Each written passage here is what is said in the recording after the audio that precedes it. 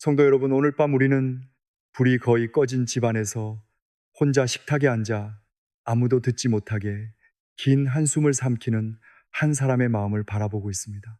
오래 믿어온 사람만이 뒤늦게 알게 되는 진실이 하나 있습니다. 말씀을 많이 알고 있어도 어떤 밤에는 그 말씀 한 구절을 붙잡을 힘조차 남아있지 않을 때가 있다는 것입니다. 그렇게 지친 마음을 그대로 두면 우리는 가족 앞에서는 괜찮은 척 하면서도 가장 사랑하는 사람의 말 한마디에 쉽게 날카로워지고 하나님 앞에서도 점점 입을 닫게 됩니다. 그러니 편안해지기 전에 잠시 시간을 내어 이 영상에 좋아요를 눌러주시고 구독해주세요. 다만 제가 여기서 하는 이야기가 정말 마음에 드실 때만요. 그리고 지금 어디에서 이 말씀을 듣고 계신지도 댓글에 남겨주십시오. 서울의 작은 방이든 부산의 아파트 거실이든 멀리 다른 나라의 새벽이든 좋습니다. 여러분이 계신 곳과 지금 그곳의 시간을 적어주시면 같은 밤을 지나고 있는 믿음의 가족들이 서로를 기억할 수 있을 것입니다. 이제 마음을 가라앉히고 잠시 세상의 소리를 내려놓으십시오. 그리고 오늘 밤에 이 길을 함께 걸어가 보겠습니다. 63 살된 한 집사님이 있었습니다. 오랫동안 교회를 다녔고 누구보다 성실하게 살아온 분이었습니다.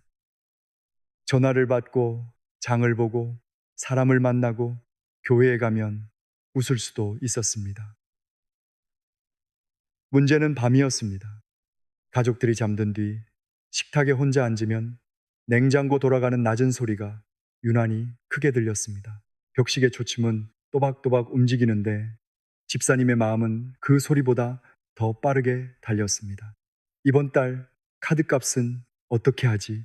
아들의 일이 또 잘못되면 어쩌지? 병원에서는 다음 검사를 받아보자고 했는데 혹시 나쁜 결과가 나오면 어떡하지? 그날도 미지근하게 식은 보리차를 앞에 두고 휴대전화를 들여다보고 있었습니다. 화면에는 읽지 않은 문자 하나가 떠 있었습니다. 돈을 언제 갚을 수 있겠느냐는 내용이었습니다. 그때 방문이 열렸습니다. 잠이 깬 딸이 물었습니다. 엄마 아직도 안 주무셨어요. 집사님은 얼른 화면을 뒤집어 놓았습니다. 그냥 잠이 좀 안 오네. 딸은 한참 엄마 얼굴을 바라보다가 조용히 말했습니다. 엄마 요즘 하나도 안 괜찮아 보여요. 그 한마디에 집사님은 아무 말도 하지 못했습니다. 괜찮은 척 하는데 너무 익숙해져서 정작 자신이 얼마나 지쳐 있는지 인정하는 것조차 두려웠던 것입니다. 저 역시 그런 마음을 압니다. 믿음이 있는데 왜 이러나 싶어 자기 자신이 부끄러워질 때가 있습니다. 기도해야 한다는 것도 알고 감사해야 한다는 것도 아는데 입에서는 한숨만 나옵니다. 저는 그런 순간에 누군가 너무 쉽게 믿으세요 라고 말하면 오히려 마음이 더 멀어질 때도 있었습니다. 그날 밤 집사님은 서랍에서 오래된 성경을 꺼냈습니다. 표지는 손때가 묻어 부드러워져 있었고 빌립보서 4장에는 오래전에 그어놓은 밑줄이 여러 개 있었습니다. 많이 읽었던 장이었습니다. 너무 익숙해서 이제는 새로울 것이 없다고 생각했던 말씀이었습니다. 그런데 이상하게 그날은 한 가지 생각이 들었습니다. 내가 이 말씀을 이해하려고만 했지 정말 이 말씀 곁에 오래 머물러 본 적이 있었던가. 그래서 집사님은 작은 결심을 했습니다. 거창한 서원을 한 것도 아니었습니다. 문제가 해결될 때까지 금식하겠다고 한 것도 아닙니다. 그저 잠들기 전에 빌립보서 4장을 듣기로 했습니다. 하루만이 아니라 21일 동안 해보기로 했습니다. 첫날 밤 말씀을 틀어놓았지만 집중은 거의 되지 않았습니다. 몇 문장을 듣다가 다시 돈 생각이 났고 자녀 생각이 났습니다. 둘째 날도 비슷했습니다. 사흘째에는 말씀을 듣다가 휴대전화를 확인했고 나흘째에는 시작한 지 얼마 되지도 않아 잠이 들어버렸습니다. 집사님은 속으로 생각했습니다. 이렇게 해서 뭐가 달라지겠어?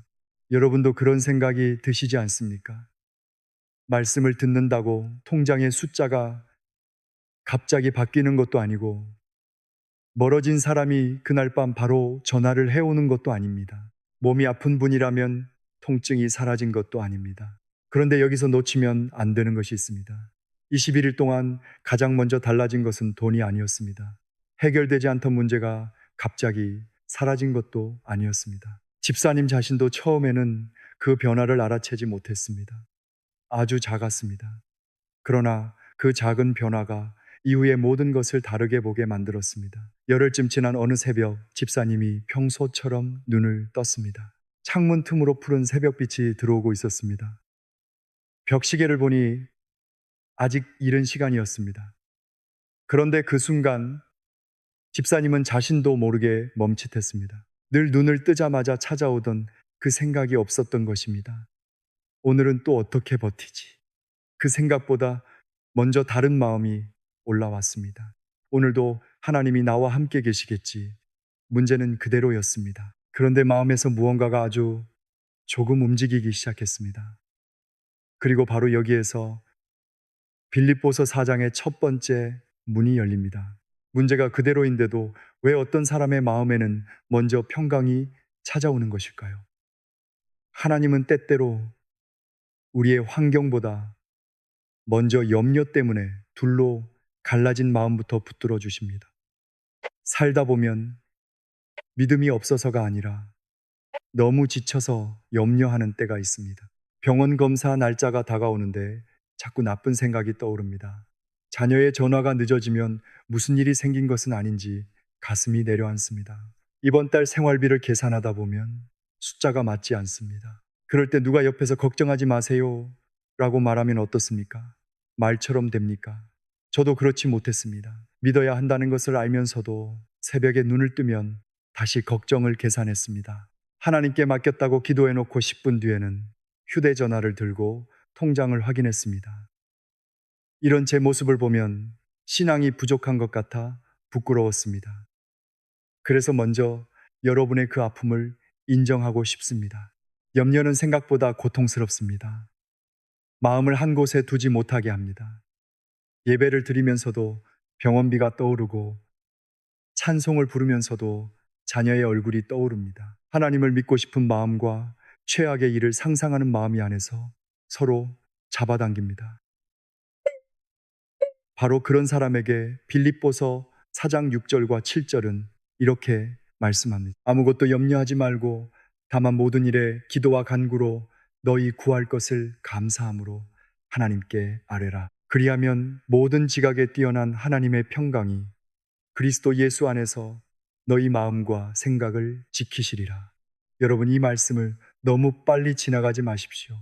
아무것도 염려하지 말라는 말은 아무 감정도 느끼지 말라는 뜻이 아닙니다. 아픈데 아프지 않은 척 하라는 것도 아닙니다. 사도 바울 자신이 편안한 별장에서 이 편지를 쓰고 있었던 것도 아닙니다. 그는 자유롭지 못한 상황에 있었습니다. 미래를 자기 뜻대로 정할 수도 없었습니다. 그런 사람이 염려에 대해 말합니다. 원문에서 염려와 관련해 자주 설명되는 말이 메리무나오입니다. 마음이 여러 방향으로 끌려가는 모습을 떠올리게 하는 말입니다. 저는 그 표현을 생각할 때 종이 한 장이 가운데서 천천히 찢어지는 모습이 떠오릅니다. 하나님을 믿습니다. 그런데 두렵습니다. 기도했습니다. 그런데 또 계산합니다. 맡겼다고 말했습니다. 그런데 밤새 다시 붙잡고 있습니다. 우리 마음이 바로 그렇지 않습니까?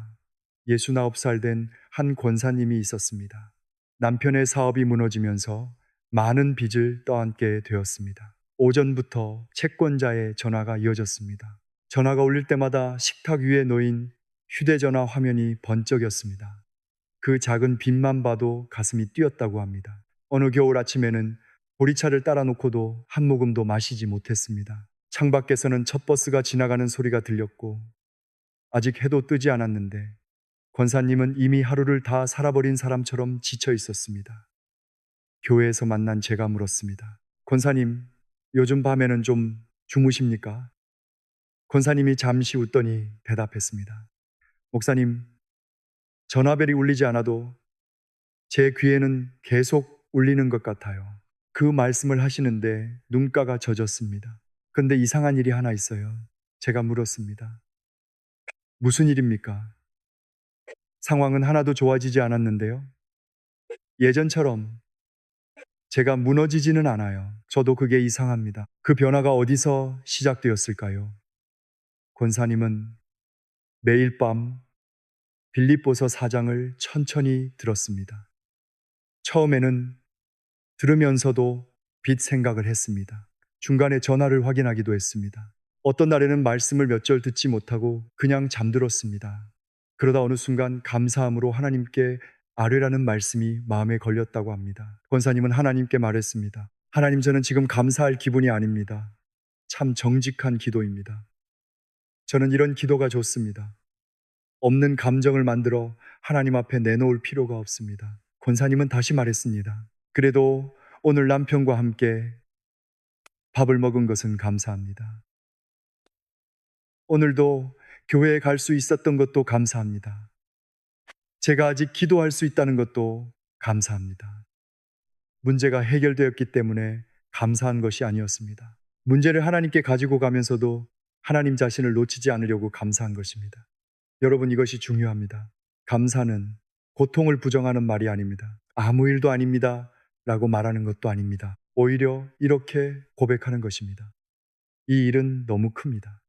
그러나 하나님이 이 일보다 작으신 분은 아닙니다. 그때부터 권사님이 경험한 것은 상황의 즉각적인 변화가 아니었습니다. 먼저 마음이 조금씩 달라졌습니다. 빌립보서 4장 7절은 그것을 모든 지각에 뛰어난 하나님의 평강이라고 부릅니다. 여기서 뛰어나다는 뜻을 설명할 때 휘페레코라는 말을 떠올릴 수 있습니다. 우리의 계산과 이해를 넘어선다는 뜻입니다. 그래서 하나님의 평강에는 이상한 점이 있습니다. 평안할 이유가 충분해서 평안한 것이 아닙니다. 여전히 빚이 있습니다. 전화도 옵니다. 내일도 불확실합니다. 그런데 그 모든 것보다 더 깊은 곳에 설명하기 어려운 고요가 자리 잡기 시작합니다. 권사님이 어느 날 제게 이렇게 말했습니다. 목사님 형편은 그대로인데 마음이 예전처럼 끌려다니지 않아요. 바로 그것입니다. 성경은 하나님의 평강이 우리의 마음과 생각을 지키시리라고 말씀합니다. 이 표현을 설명할 때 푸르레오라는 말이 사용됩니다. 군인이 성문을 지키는 모습을 떠올리게 합니다. 밤이 깊어질수록 생각이라는 성문으로 온갖 것이 들어옵니다. 망하면 어떡하지? 자식에게 무슨 일이 생기면 어떡하지? 병이 더 나빠지면 어떡하지? 나는 이제 끝난 것 아닐까? 그런 생각이 문을 두드립니다. 그때 하나님의 평강이 모든 문제를 없애버리는 것이 아니라 마음의 문 앞에 서는 것입니다. 여기까지다. 이 사람의 마음을 네가 마음대로 무너뜨릴 수는 없다. 이것이 평강의 역할입니다. 그래서 성경의 샬롬은 단순히 조용한 기분을 뜻하지 않습니다.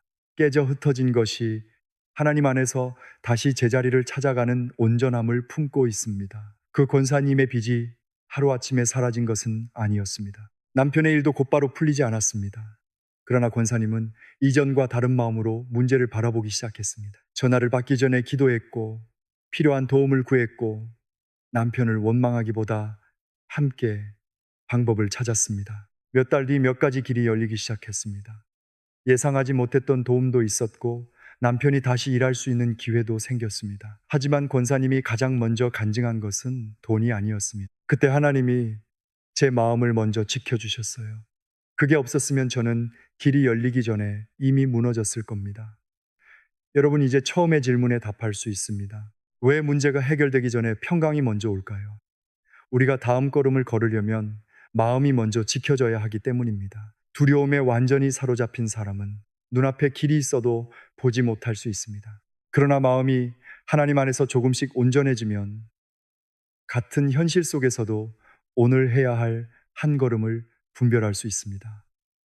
그런데 여기서 아주 현실적인 질문이 남습니다. 마음의 평강도 중요하지만 당장 돈이 부족하고 생활이 막혀 있다면 어떻게 해야 합니까? 모든 쓸 것을 채우시리라는 말씀은 정말 무엇을 뜻할까요?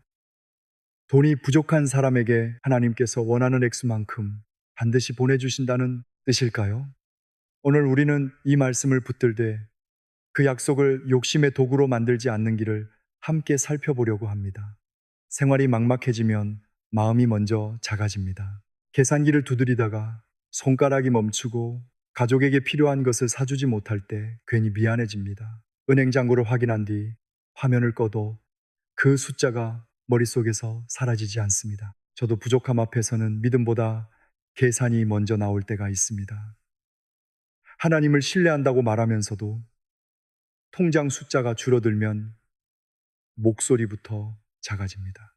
그래서 공급에 관한 말씀은 듣기 좋은 약속이면서 동시에 가장 조심해서 들어야 하는 말씀이기도 합니다. 그런 아픔 가운데 빌립보서 4장 19절은 이렇게 말씀합니다. 나의 하나님이 그리스도 예수 안에서 영광 가운데 그 풍성한 대로 너희 모든 쓸 것을 채우시리라. 여러분, 바울은 여기서 너희가 원하는 모든 것을 주시리라고 말하지 않습니다. 모든 쓸 것 필요입니다. 이 표현을 설명할 때 파산 크레이안이라는 말을 사용합니다. 모든 필요를 가리키는 표현입니다. 그러나 필요와 욕망은 같지 않습니다. 그리고 하나님께서 채우시는 방법도 우리가 미리 정해놓은 방식과 같지 않을 수 있습니다. 빌립보서를 읽어보면 바울 자신도 부족함을 모르던 사람이 아닙니다. 그는 조금 앞선 11절에서 내가 궁핍함으로 말하는 것이 아니니라고 말합니다. 풍부함도 경험했고 궁핍함도 경험했습니다. 그러니 19절은 믿으면 가난이 사라진다는 성공의 공식이 아닙니다. 오히려 이런 고백에 가깝습니다. 내 형편이 넉넉하든 부족하든 나를 버리지 않으시는 하나님을 나는 알고 있다. 58살 된 한 집사님이 작은 국수집을 운영하고 있었습니다. 하루 장사를 마치면 유리창 안쪽에 김이 뿌옇게 맺혔고 주방에는 멸치 육수 냄새가 오래 남았습니다. 가게 문을 닫고 나면 집사님은 혼자 계산대 앞에 앉았습니다. 손님이 줄어든 지 여러 달이 지나면서 매일 계산이 맞지 않았습니다. 임대료, 재료비, 전기료를 적고 나면 남는 것이 거의 없었습니다. 어느 날은 계산기를 3번이나 다시 눌렀습니다. 숫자는 달라지지 않았습니다. 집사님이 아내에게 말했습니다. 여보, 이제 정말 문을 닫아야 하나 봐. 아내가 한참 있다가 대답했습니다. 당신 지금 제일 무서운 게 뭐예요? 집사님은 한동안 말이 없었습니다. 그리고 아주 작게 말했습니다. 돈 없는 것도 무서운데 내가 실패한 사람이 되는 게 더 무서워. 여러분, 부족함은 때로 통장보다 자존심을 먼저 건드립니다. 평생 가족을 책임져 온 분들에게는 더 그렇습니다. 자녀에게 손을 벌리고 싶지 않고 사람들에게 어려운 형편을 들키고 싶지 않습니다. 그래서 도움을 받을 길이 있어도 입을 닫아버릴 때가 있습니다. 그 집사님도 그랬습니다. 그런데 어느 밤 빌립보서 4장을 듣다가 19절에서 잠시 멈췄습니다. 너희 모든 쓸 것을 채우시리라. 집사님은 이렇게 기도했습니다. 하나님, 저는 돈만 달라고 기도했습니다. 그런데 지금 제게 필요한 것이 돈뿐인지 모르겠습니다. 지혜도 필요하고 용기도 필요하고 고집을 내려놓는 마음도 필요합니다. 그 기도 이후 돈이 갑자기 생긴 것은 아니었습니다. 그런데 집사님의 시선이 조금 달라졌습니다. 며칠 뒤 오래 오던 단골 손님 한 분이 말했습니다. 집사님, 여기 잔치국수는 참 좋은데 포장이 조금 불편해요. 직장에 가져가고 싶은데 쉽게 먹을 방법이 없을까요? 예전 같으면 흘려들었을 말이었습니다. 하지만 그날은 집사님이 메모를 했습니다. 메뉴를 줄여보았습니다. 포장하기 쉬운 국수와 덮밥을 새로 만들었습니다. 무엇보다 혼자 모든 것을 해결하려는 고집을 조금 내려놓았습니다. 몇 주 뒤에는 근처 사무실에서 단체 주문이 들어왔습니다. 예전에 가게를 자주 찾던 손님이 그곳 직원이었습니다. 그 사람이 먼저 가게를 소개해 준 것입니다. 집사님이 나중에 제게 말했습니다. 목사님, 돈이 생긴 게 먼저가 아니었습니다. 겁이 조금 사라진 게 먼저였습니다. 그리고 웃으면서 덧붙였습니다. 하나님이 하늘에서 봉투를 떨어뜨려 주신 건 아니더라고요. 사람도 만나게 하시고 제가 고집하던 것도 보게 하시고 할 일을 하게 하셨어요. 저는 그 말이 참 중요하다고 생각합니다. 하나님의 공급은 때로 도움을 주는 사람을 통해 옵니다. 때로는 지혜를 통해 옵니다. 줄여야 할 것을 줄이는 결단으로 올 수도 있고 이미 곁에 있었지만 보지 못했던 길을 발견하게 하실 수도 있습니다. 물론 모든 일이 그렇게 빨리 풀리는 것은 아닙니다. 기도해도 형편이 오래 어려울 수 있습니다. 병원비가 계속 부담스러울 수도 있고 자녀의 취업이 늦어질 수도 있습니다. 그래서 우리는 21일만 하면 반드시 돈이 들어옵니다 라고 말할 수 없습니다. 성경이 우리에게 주는 약속은 그보다 깊습니다. 하나님은 우리의 필요를 모르시는 분이 아니라는 것입니다. 그리고 필요 가운데 있는 우리를 외면하시는 분도 아니라는 것입니다. 여러분, 지금 부족한 것이 무엇입니까? 돈입니까? 사람입니까? 지혜입니까? 견딜 힘입니까? 어쩌면 우리는 하나님께 한 가지 문만 열어달라고 기도하면서 하나님께서 이미 다른 문 앞에서 우리를 부르고 계신 것을 놓치고 있는지도 모릅니다. 빌립보서 4장 19절의 중심에는 나의 하나님이라는 고백이 있습니다. 먼 하나님이 아닙니다. 형편이 좋아질 때만 내 하나님이 되는 분도 아닙니다.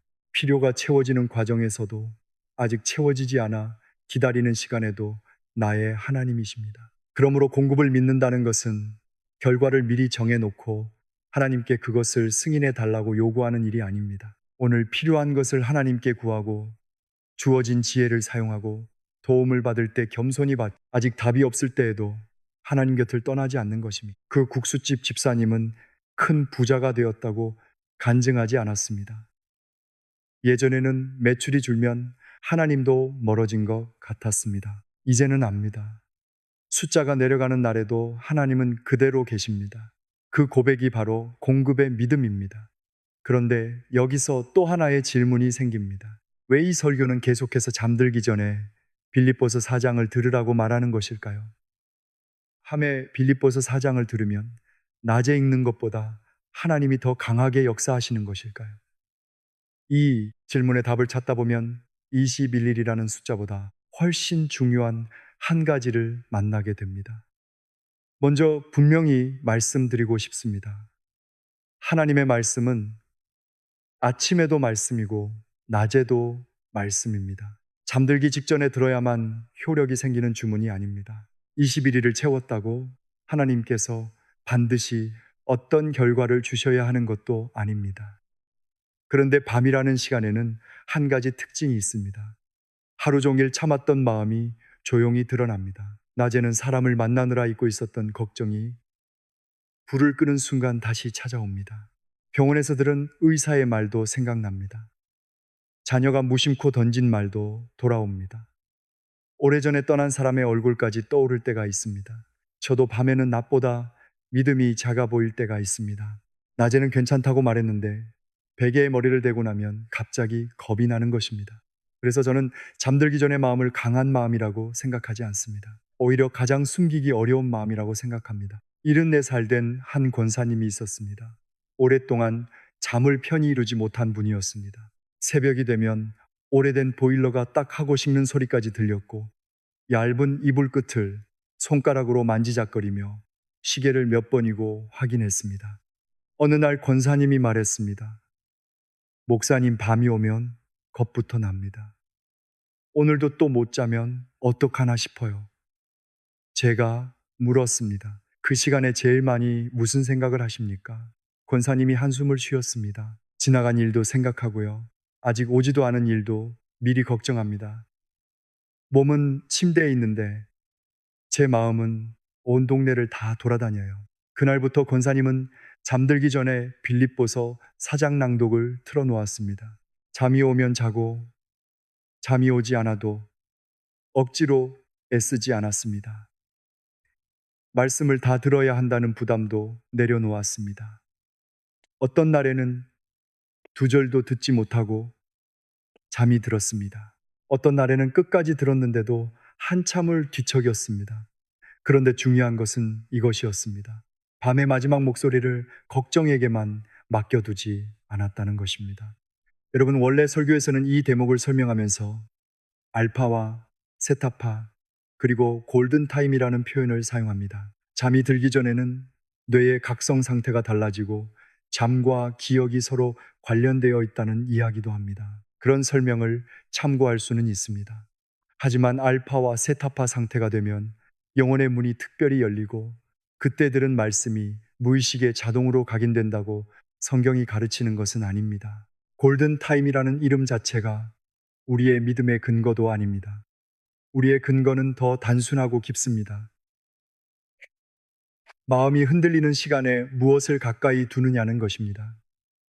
두려움의 말을 반복해서 들으면 마음은 그 말을 붙잡습니다. 반대로 하루의 마지막 순간에도 하나님의 말씀 앞에 자신을 두면 우리는 걱정보다 큰 목소리가 있다는 사실을 다시 기억하게 됩니다. 기도할 말조차 떠오르지 않는 밤이 있지 않습니까? 바로 그런 아픔 속에서 히브리서 4장 12절은 말씀합니다. 하나님의 말씀은 살아있고 활력이 있어 좌우의 날선 어떤 검보다도 예리하여 혼과 영과 및 관절과 골수를 찔러 쪼개기까지 하며 또 마음의 생각과 뜻을 판단하나니 말씀은 우리가 만들어내는 자기 암시가 아닙니다. 말씀 앞에 오래 머물다 보면 우리가 무엇을 두려워하는지, 무엇을 붙잡고 놓지 못하는지, 무엇을 하나님보다 더 크게 여기고 있는지 드러나기 시작합니다. 권사님도 그렇게 말했습니다. 목사님, 처음에는 말씀을 들으면 잠이 잘 올 줄 알았어요. 그런데 그것보다 먼저 제가 왜 못 자는지가 조금씩 보이더라. 무엇이 보이셨습니까? 내일 일을 오늘 밤에 다 해결하려고 했어요. 그 말이 제 마음에도 남았습니다. 내일을 오늘 밤에 다 해결하려는 것. 우리도 얼마나 자주 그렇게 삽니까? 잠은 우리가 세상을 붙들고 있던 손을 잠시 펴는 시간입니다. 그래서 잠들지 못해 지친 사람의 고통을 가볍게 말해서는 안 됩니다. 불면이 오래 지속되면 필요한 진료와 치료를 받는 것도 중요합니다. 말씀을 듣는다는 이유로 약을 임의로 끊거나 치료를 포기해서도 안 됩니다. 그러나 치료를 받으면서도 우리는 하나님께 우리의 밤을 맡길 수 있습니다. 잠을 이루지 못해 몸과 마음이 지친 사람에게 시편 127편 2절은 이렇게 말씀합니다. 너희가 일찍이 일어나고 늦게 누우며 수고의 떡을 먹음이 헛되도다. 그러므로 여호와께서 그의 사랑하시는 자에게는 잠을 주시는도다. 여러분, 잠조차 선물로 받아야 한다는 말씀입니다. 내가 모든 것을 지켜야 세상이 돌아가는 것이 아닙니다. 내가 눈을 감는 동안에도 하나님은 하나님이십니다. 그래서 21일 동안 말씀을 듣는다는 것은 하나님을 움직이기 위한 방법이 아닙니다. 오히려 매일 밤 내 마음을 같은 자리로 데려오는 훈련입니다. 하나님, 오늘도 제가 다 해결하지 못했습니다. 그래도 이 밤을 주님께 맡깁니다. 그런데 여기에서 다섯 번째 문이 열립니다. 우리가 문제를 해결하지 못한 채 잠드는 법을 배워갈 때 바울은 뜻밖에도 기쁨을 말합니다. 이 말이 때로는 잔인하게 들릴 수 있습니다. 몸이 아픈 사람에게 기뻐하라니요. 사랑하는 사람을 잃은 사람에게 기뻐하라니요. 저 역시 힘든 사람 앞에서 이 구절을 너무 빨리 꺼냈다가 그 사람의 아픔을 충분히 듣지 못했던 적이 있습니다. 말씀은 옳았지만 제가 말씀을 건네는 방식이 부족했습니다. 그래서 먼저 아픔을 봐야 합니다. 66살 된 한 집사님이 큰 수술 뒤 오랫동안 치료를 받고 있었습니다. 병원 복도에서는 소독약 냄새가 났고 창문으로 들어오는 오후 햇빛은 환하게 밝은데 집사님의 마음은 자꾸 가라앉았습니다. 어느 날 딸이 물었습니다. 엄마, 무서워. 집사님이 잠시 창밖을 보다가 말했습니다. 많이 무서워. 그러고는 딸의 손을 잡았습니다. 그래도 오늘 네가 옆에 있어서 고맙다. 바로 그런 사람에게 빌립보서 4장 4절이 찾아옵니다. 주 안에서 항상 기뻐하라. 내가 다시 말하노니 기뻐하라. 여기서 항상을 설명할 때 판토테라는 표현을 떠올립니다. 모든 때라는 뜻입니다.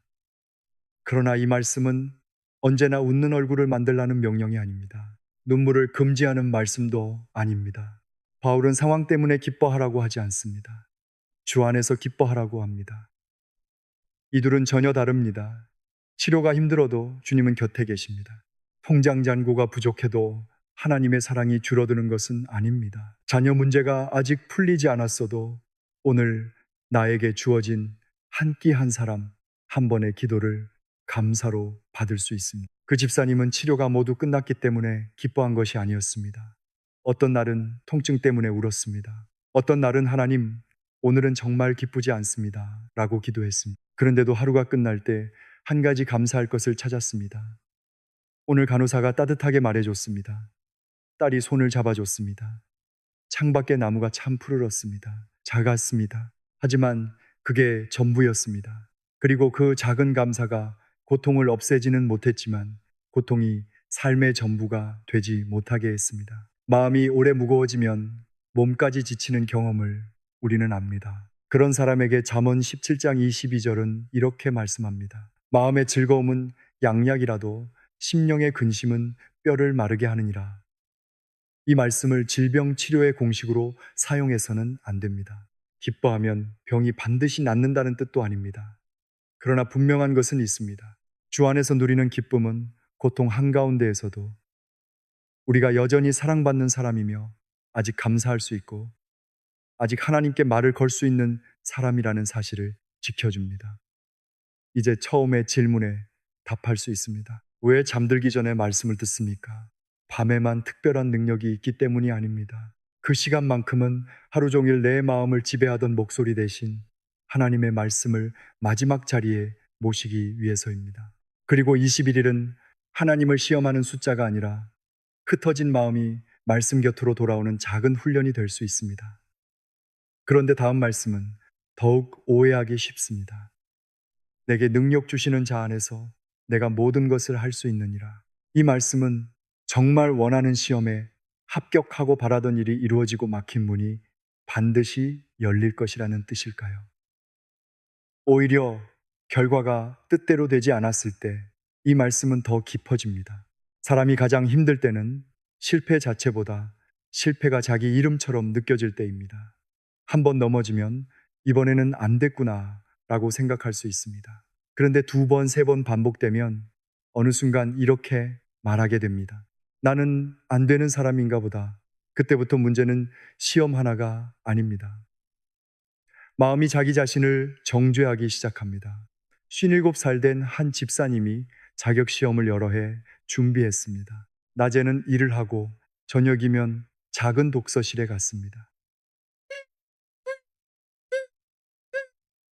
형광등에서 윙하는 낮은 소리가 났고 오래 쓴 연필을 깎으면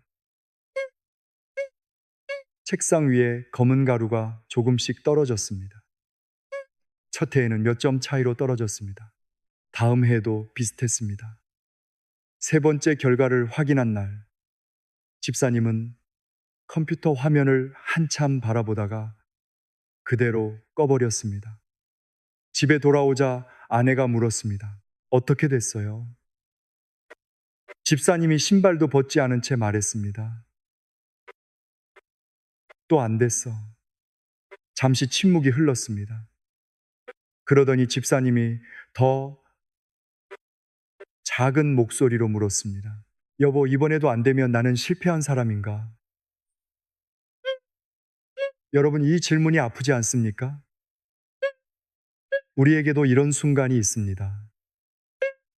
자녀가 기대했던 길로 가지 않을 때, 사업이 무너졌을 때, 병이 낫지 않을 때, 오랫동안 기도한 관계가 돌아오지 않을 때, 우리는 결과와 자신의 가치를 하나로 묶어버립니다. 저도 그런 유혹을 느낍니다.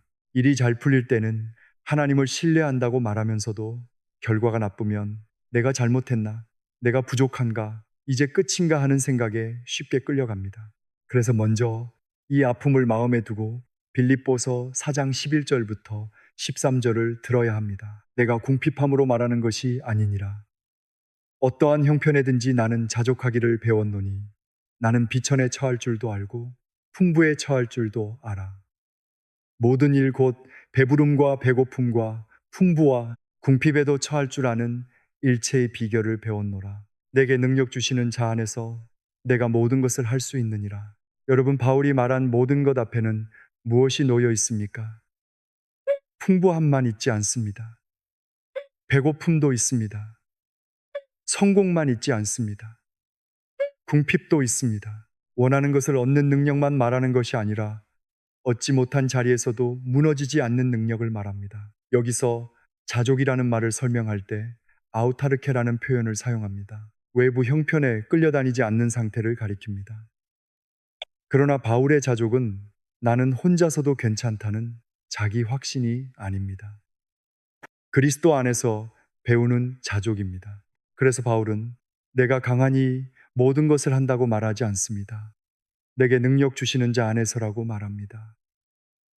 그 집사님은 다시 공부하기로 했습니다. 하지만 이전과 한 가지가 달라졌습니다. 합격하면 가치 있는 사람이 되고 떨어지면 쓸모없는 사람이 된다는 생각을 내려놓기 시작했습니다. 어느 날 독서실에서 어려운 문제를 오래 붙잡다가 책을 덮었습니다. 그리고 짧게 기도했습니다. 주님, 합격하게 해 주십시오. 그러나 결과가 제 이름이 되게 하지는 마십시오. 참 쉽지 않은 기도입니다. 저라면 결과를 붙잡고 싶었을 것입니다. 우리 모두 그렇습니다. 그런데 바로 그런 약함 속에서 고린도후서 12장 9절의 말씀이 들려옵니다. 내 은혜가 내게 족하도다. 이는 내 능력이 약한 데서 온전하여짐이라. 우리가 약하다는 사실은 부끄러운 고백이 아닙니다. 오히려 그 자리에서 하나님의 은혜를 구할 수 있습니다. 그 집사님은 결국 시험을 다시 보았습니다. 결과가 이전보다 좋아졌지만 더 중요한 변화는 다른 곳에 있었습니다. 시험을 보고 나온 날 아내가 물었습니다. 이번에는 어때요? 집사님이 웃었습니다. 잘 모르겠어. 그런데 이상하게 마음은 괜찮아. 그 말이 중요합니다. 믿음은 결과를 미리 받아놓는 기술이 아닙니다. 결과를 하나님께 맡기면서 오늘 해야 할 일을 충실히 하는 힘입니다. 그리고 바로 여기서 7번째 문이 열립니다. 우리가 아무리 기도해도 생각이 계속 같은 자리로 돌아갈 때가 있기 때문입니다. 실패한 장면이 반복해서 떠오릅니다. 누군가 했던 모진 말이 머릿속에서 다시 들립니다. 새벽에 깨면 아직 일어나지도 않은 일을 미리 상상합니다. 그런 마음이 얼마나 지치는지 아는 사람에게 빌립보서 4장 8절은 말씀합니다. 끝으로 형제들아, 무엇에든지 참되며 무엇에든지 경건하며 무엇에든지 오르며 무엇에든지 정결하며 무엇에든지 사랑받을 만하며 무엇에든지 칭찬받을 만하며 무슨 덕이 있든지 무슨 기림이 있든지 이것들을 생각하라. 여러분, 바울은 아무 생각도 하지 말라고 하지 않습니다. 생각의 자리를 비워 두라고도 하지 않습니다.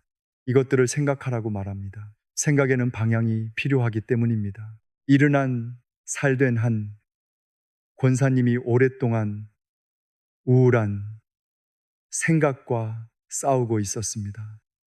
치료도 받고 있었고 가까운 사람들의 도움도 받고 있었습니다. 그런데 아침에 커튼을 열기 전부터 머릿속에서는 같은 문장이 돌아왔습니다. 나는 왜 이렇게 사나? 앞으로 더 나빠지면 어떡하지? 나는 가족에게 짐만 되는 것 아닐까? 어느 날 딸이 따뜻한 차를 건네며 물었습니다. 엄마, 오늘도 그 생각이 왔어. 권사님이 머그잔을 두 손으로 감싸며 말했습니다. 눈 뜨기도 전에 왔어. 딸이 말했습니다. 그럼 오늘은 그 생각보다 먼저 다른 말 하나 해보자. 무슨 말? 오늘 엄마가 보고 있는 것 중에 참된 것 하나만 말해봐. 권사님은 한참 창밖을 바라보았습니다. 아침 햇빛이 커튼 가장자리로 들어오고 있었습니다. 네가 여기 있는 것, 그날은 그것 하나였습니다. 다음 날에는 따뜻한 차였습니다. 그 다음에는 교회 친구가 보내준 문자 한 통이었습니다. 이것은 억지로 긍정적인 사람이 되는 훈련이 아닙니다. 아픈 현실을 없다고 말하는 것도 아닙니다.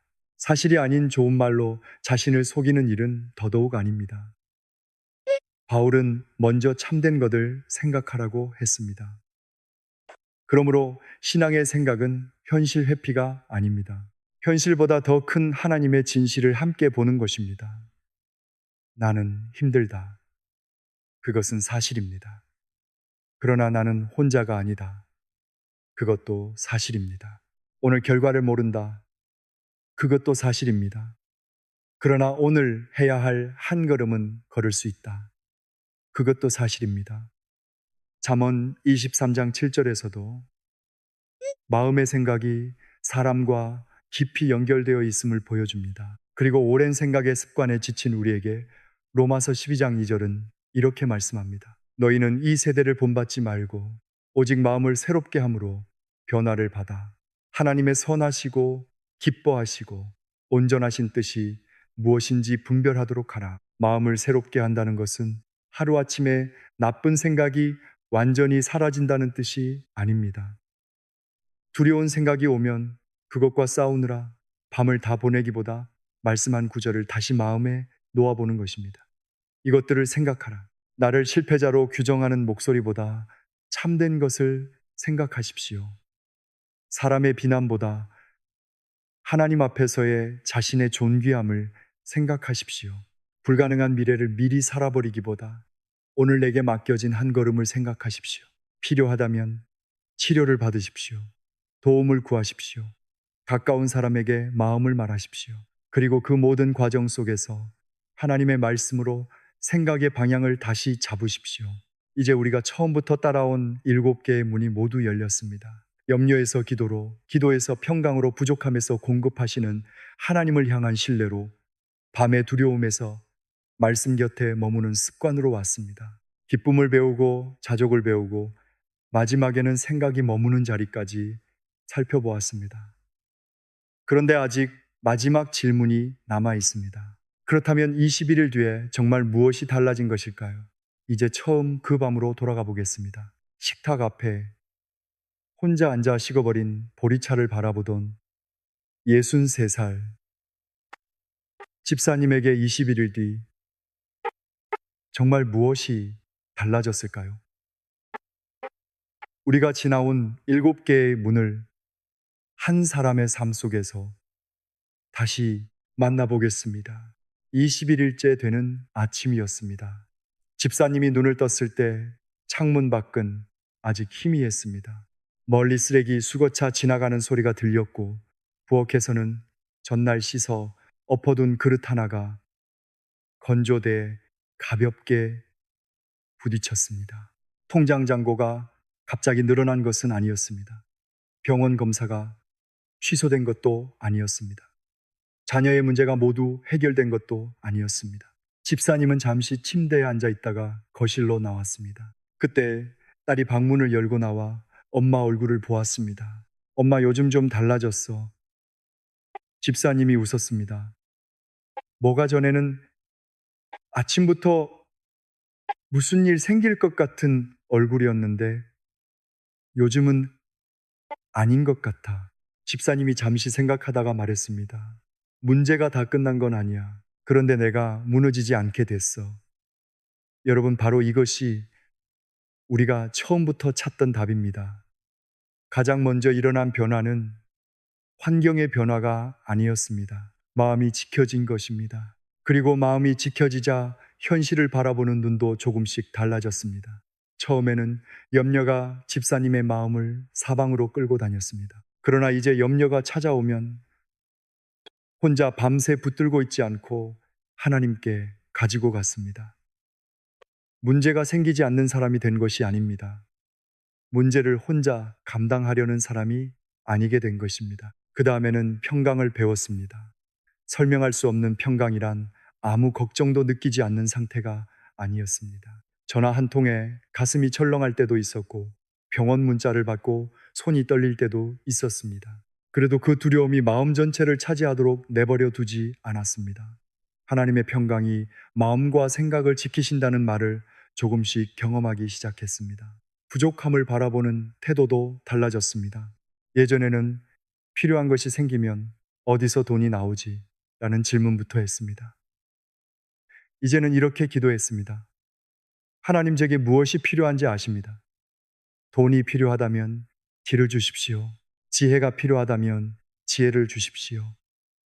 제가 내려놓아야 할 고집이 있다면 그것도 보여주십시오. 그리고 할 수 있는 일을 했습니다. 도움을 구했습니다. 지출을 다시 살폈습니다. 사람의 조언도 들었습니다. 이것이 공급을 믿는 삶이었습니다. 밤도 달라졌습니다. 21일이라는 숫자에 특별한 힘이 있었던 것이 아닙니다. 잠들기 전에 말씀을 듣는 그 작은 습관을 통해 하루의 마지막 자리를 걱정에게 모두 내어주지 않게 된 것입니다. 어떤 밤에는 말씀을 듣다가 잠들었습니다. 어떤 밤에는 끝까지 듣고도 잠이 오지 않았습니다. 그래도 괜찮았습니다. 그 시간은 하나님을 움직이는 시간이 아니라 집사님의 마음이 하나님께 돌아오는 시간이었기 때문입니다. 그리고 기쁨을 새롭게 배웠습니다. 아픈데 웃는 척 하는 것이 아니었습니다. 힘든데 괜찮다고 거짓말하는 것도 아니었습니다.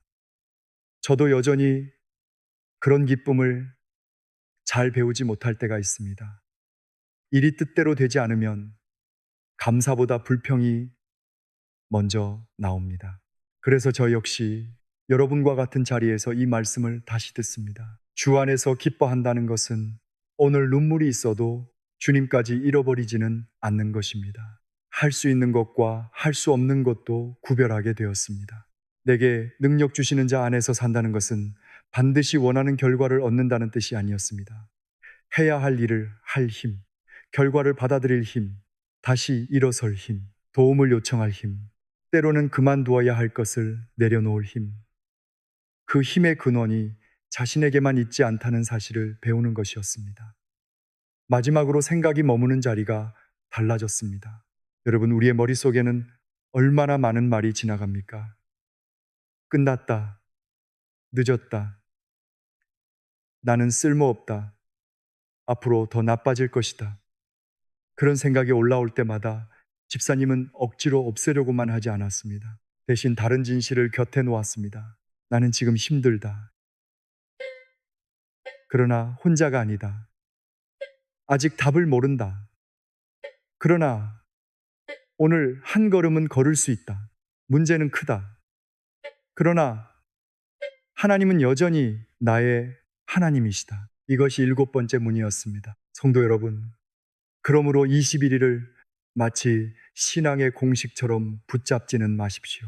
21일 동안 들으면 반드시 돈이 생긴다거나 병이 낫는다거나 모든 관계가 회복된다고 저는 약속할 수 없습니다. 성경도 우리에게 그런 거래를 가르치지 않습니다. 그러나 이것은 말할 수 있습니다.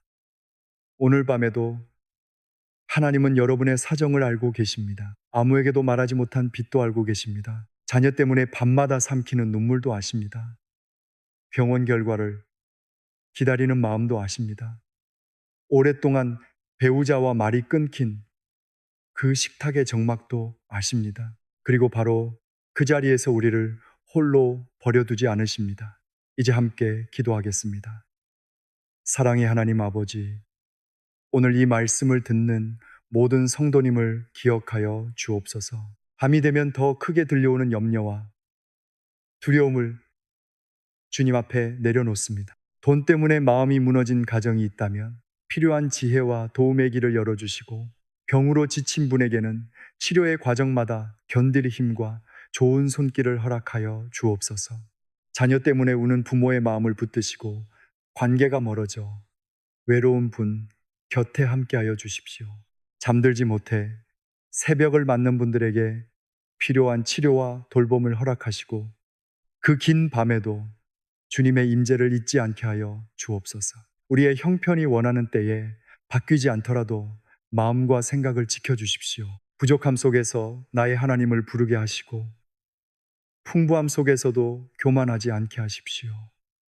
기뻐할 수 없는 날에는 억지 웃음이 아니라 주님 안에 머무는 기쁨을 배우게 하시고, 약한 날에는 내 힘을 과장하지 않고 그리스도의 은혜를 의지하게 하옵소서. 무엇보다 우리의 생각을 새롭게 하셔서 두려움이 삶의 주인이 되지 않게 하십시오. 참된 것과 경건한 것과 옳은 것과 정결한 것을 바라보며 오늘 내게 맡기신 하루를 충실히 살아가게 하옵소서. 예수 그리스도의 이름으로 기도드립니다. 아멘. 오늘 밤부터 빌립보서 4장을 곁에 두어 보십시오. 21일이라는 숫자보다 중요한 것은 다시 말씀으로 돌아오는 것입니다. 그리고 이 시간이 마음에 도움이 되셨다면 좋아요와 구독으로 함께 해주시고, 같은 밤을 지나고 있는 분에게 이 말씀을 나누어 주십시오. 댓글에는 여러분이 지금 붙들고 싶은 빌립보서 4장의 한 구절이나 지난 21일 동안 마음에서 일어난 작은 변화를 남겨주셔도 좋겠습니다. 거창한 기적이 아니어도 괜찮습니다. 오늘은 조금 덜 두려웠습니다. 가족에게 먼저 말을 걸었습니다. 오랜만에 기도했습니다. 그 한 줄이 같은 길을 걷는 누군가에게 작은 등불이 될 수 있습니다. 오늘 밤 모든 문제가 사라지지 않아도 괜찮습니다. 우리의 마지막 고백은 이것입니다. 문제가 아직 남아 있어도 하나님이 우리와 함께 계시기에 우리는 혼자가 아닙니다.